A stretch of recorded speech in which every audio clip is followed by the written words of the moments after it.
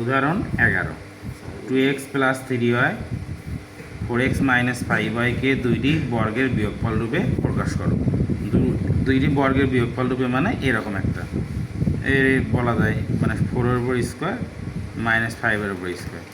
এটা একটা রাশির বর্গ, এটা একটা রাশির বর্গ, তারা কি আছে মাঝখানে বিয়োগ আছে। তো এরকম একটা আকারে আনতে হবে। তো এরকম আকারে আনতে গেলে আমাদের এ বি সূত্র ফেলতে হবে। শুরুতে কাজ হচ্ছে এ বি সূত্র। এ বি সূত্র কি? a plus B by two all square minus A minus B by two all square. তো এটা আমরা কেমন করে ধরে নিতে হবে, কারণ এ বি সূত্র এটা পুরোটাকে এ ধরতে হবে, এটাকে বি ধরতে হবে, এটাকে পুরোটাকে এ ধরতে হবে, এটাকে বি ধরতে হবে। যদি এক্স ওয়াইতে থাকে তাহলে প্রথমটাকে আমরা এ ধরবো, দ্বিতীয়টাকে বি ধরবো। আর যদি এ বিতে থাকে তাহলে প্রথমটাকে এক্স ধরবো, দ্বিতীয়টাকে ওয়াই ধরবো।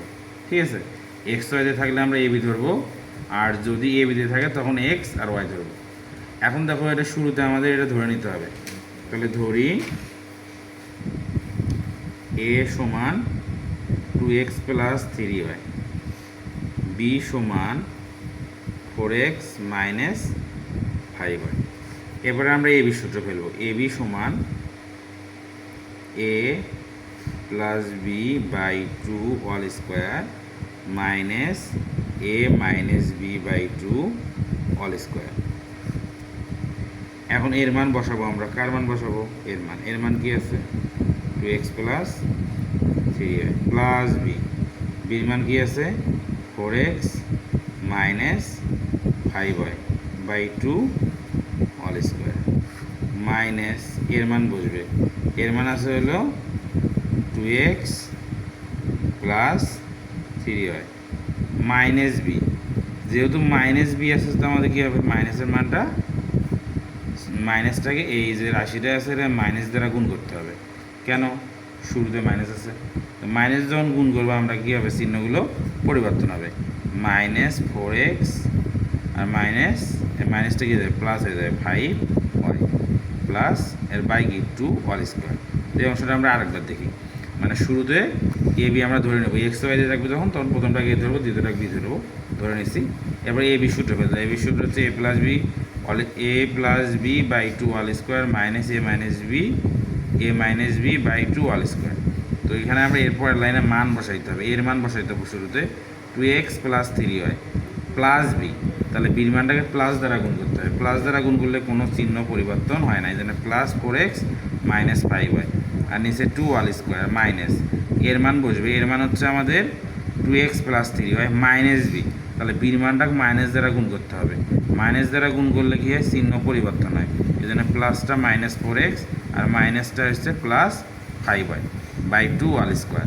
এরপরে আমাদের কী করতে হবে? এক্সগুলোকে একখানে যোগ বিয়োগ করতে হবে, ওয়াইগুলোকে একখানে যোগ বিয়োগ করতে হবে চিহ্ন অনুযায়ী। এখানে প্লাস 2x, এখানে প্লাস 4x, তাহলে যোগ হবে 2x আর 4x যোগ করলে আমাদের 6x।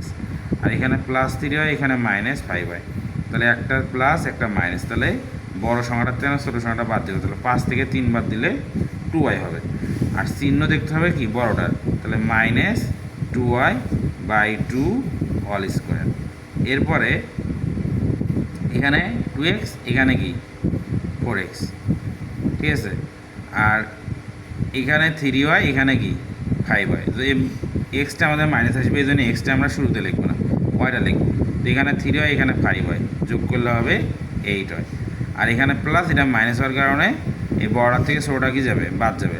তাহলে 4 থেকে যদি আমরা 2 বাদ দিই তাহলে 2 থাকবে এবং বড়টার চিহ্ন হয়, বড়টার চিহ্ন কি? মাইনাস, এই জন্য মাইনাস 2x বাই কি 2 অল স্কোয়ার। এরপরে আমরা কি করব?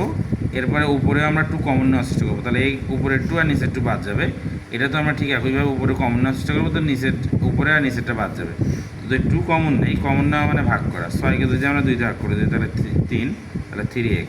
আর 2 তে 2 ভাগ করলে 1, তাহলে y থাকবে শুধু, আর নিচে 2 অল স্কোয়ার মাইনাস। এখানেও আমরা 2 কমন নিব, 2 কমন নিলে হবে 4y, কারণ 8কে যদি আমরা 2 দিয়ে ভাগ করি তাহলে 4 হয়, আর 2কে যদি আমরা 2 দিয়ে ভাগ করি তাহলে 1 হয়, x বাই 2 অল স্কোয়ার।